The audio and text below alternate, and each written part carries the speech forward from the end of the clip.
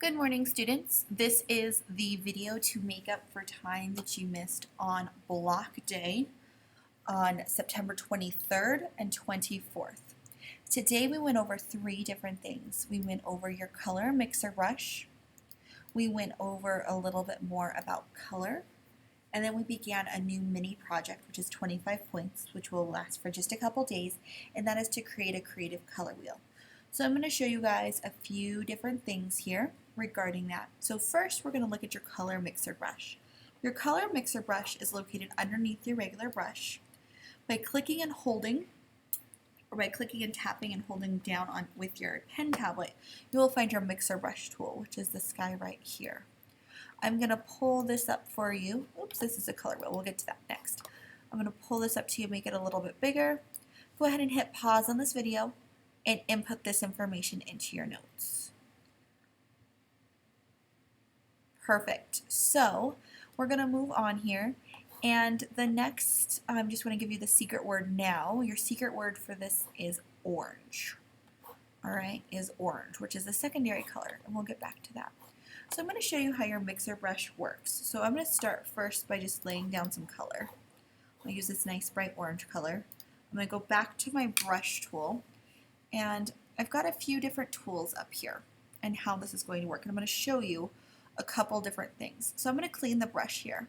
When this is transparent, you're using this brush a lot like a real paintbrush. So if you've ever used watercolors or anything like that before, this brush here is going to mix color just like that. You can have all your regular brush options that you've had before. I'm going to go to a solid edge brush, and I'm going to load a color. So I'm going to go here, and I'm going to find, let's do kind of like a sunset. So let's go to a darker red, and I'm just going to simply go here. You have different options. So do you want a super wet brush? Do you want a dry brush? Do you want, depends on what your brush color is. So what I'm going to do is I'm going to increase the flow so you can kind of see what happens. And this brush, I need to change the settings on it because the spacing is really bad. There we go. So yeah, see how that kind of lags a little? That's okay if it lags. Don't worry about it. It takes a minute. So see how this is the flow up at 100%. You're getting all these like wavy lines. You can create a nice blur with that too. Let's get this out of the way so we can see a little bit more on the top. Now I'm going to lower the flow. And you see how it's more gradually blending this color in. Sorry, it's lagging really bad because my brush is so big. Let me zoom in and make it smaller.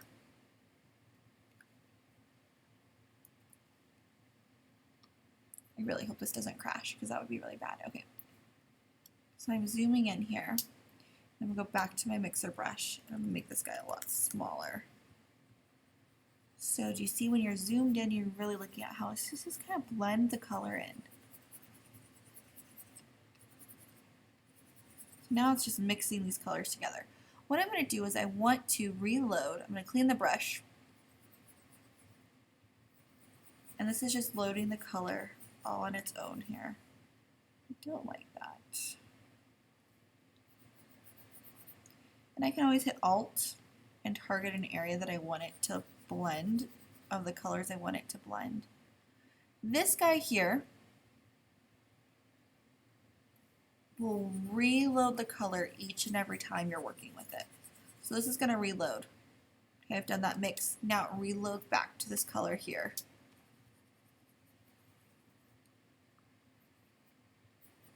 Right, it's reloading this color here each time. Now if I turn this off and I click this one's going to clean the brush each and every time I'm using it.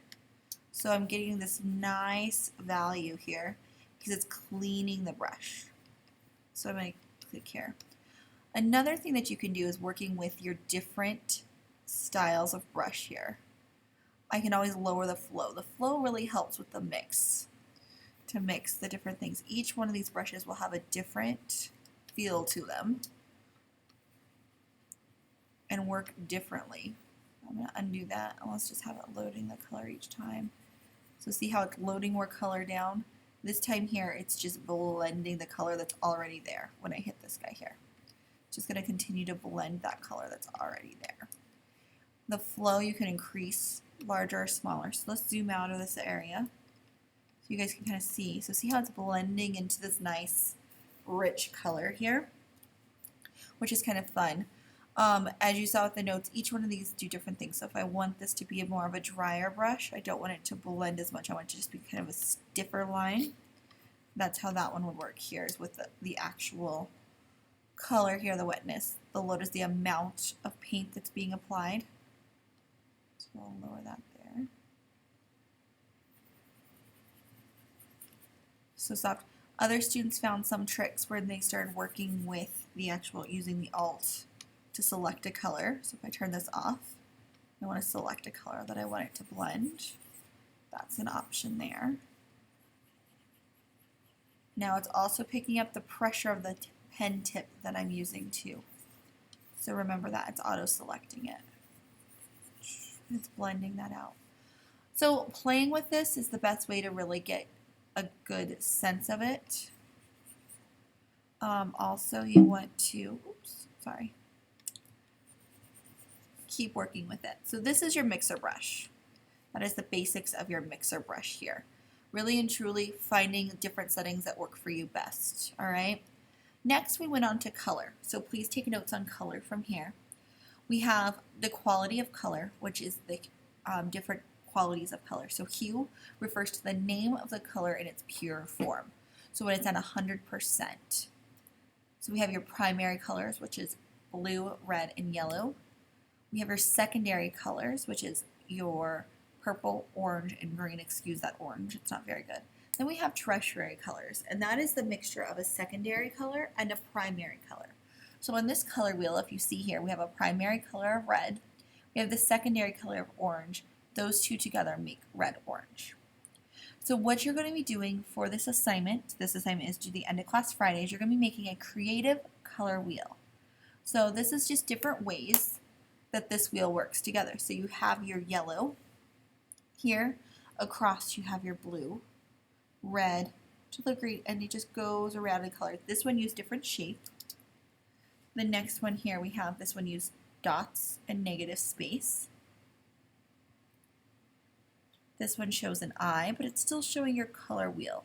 You have to have a minimum of 12 colors, so you're going to have your primary, secondary, and tertiary colors. Plus, you're going to have values of each. So these are just different ways that you can do that here. And this PowerPoint will be online for you to look at. And this is your actual assignment. And this will be online as well for you to look at. So what I went ahead and did is I started showing you guys different ways that you could do your color wheel. So here, what I did is I found a tiger and selected this tiger out. So let me bring that over your layers, because this here is going to be very helpful in how this works. So I started with layer 1 here. So I'm going to be in my move tool. This is auto select. So I have this guy set up. Now I want to duplicate my tiger. Okay. So to duplicate my tiger, I want to take my layer, bring it down to new layer, and now I have a copy right above here, and I move it over. I can do Command T to transform, so I can move this guy over here. And then if I want to duplicate him again, I'm going to drag it to a new layer, scoot him over. Maybe I want to move him over just a little bit. So I'm kind of starting on my wheel here. I'm going to use a tiger. I'm going to fill in this tiger. What I'm going to do to create this selection is I'm going to hold Command. So I'm holding Command right now. I'm going to click on layer 1, and that has now made that selection of this tiger for me on layer 1. And I want to come in here and I'm going to start with my color. So I'm going to turn on the color wheel because I'm going to sample the colors. So I have a color wheel here. Go back to my layer 1. Because this is where I want to color, and I'm going to start here with my green color. So I'm going to go to my regular brush, I'm going to hit green, and I'm just going to paint over my tiger. Turn off my opacity here, there we go. So I now have my green tiger. Now, for this assignment, you must show the value. So I'm going to name this guy green. I just double clicked on him. Green. Okay. Deselect him. I need to show value of this tire. So I need to show 3 values. So I'm going to copy him, move him down at an angle, and I'm just going to lower the opacity down to about 65%. There's 60. So I'm going to do the same thing. I'm going to copy that one. I'm going to hold shift so it stays straight.